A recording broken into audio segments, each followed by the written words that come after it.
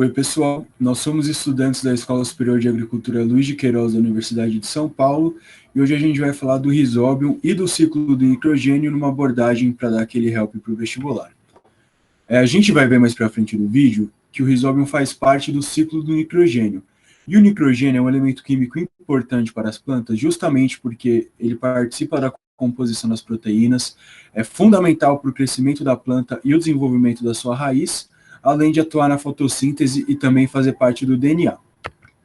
Sendo o nitrogênio um elemento tão importante para as plantas, algumas vezes é necessário que ele seja suplementado. E ele pode ser tanto suplementado a partir do manejo biológico com o Rhizobium, como a gente vai citar mais para frente, como a partir da adubação química. Mas a adubação química tem algumas problemáticas, como, por exemplo, alto custo, ele é um produto um pouco mais caro, ou uma potencial poluição ambiental em caso de manejo inadequado, que a partir da lixiviação desse nitrogênio pode levar à eutrofização de corpos hídricos próximo da área de aplicação.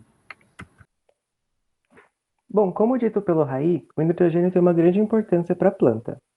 E a fixação do nitrogênio, ela não pode ser feita diretamente da atmosfera, por mais que todo o gás atmosférico seja composto por praticamente 78% de gás nitrogênio. Para isso, nós temos algumas bactérias, que são as bactérias fixadoras, nitrificantes e desnitrificantes que atuam no processo do ciclo do nitrogênio para a fixação das plantas. Bom, o processo começa com o N2 atmosférico, sobre o qual passa pela etapa de fixação, que engloba tanto o Rhizobium nos nódulos das plantas e as bactérias fixadoras do solo.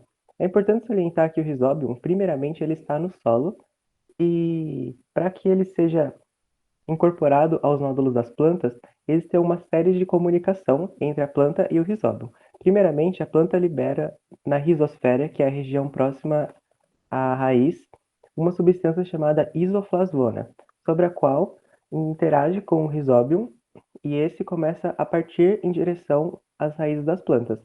Conforme o Rhizobium se aproxima da raiz, ele solta uma série de substâncias chamadas de fatores Node, que dizem que a planta deve criar um espaço que deve condizer com o parâmetro de vida do Rhizobium, né, para que eles possam criar uma relação de mutualismo e permanecerem vivendo desse modo. Voltando para a etapa de fixação, primeiramente nós teremos um produto final, que é a amônia.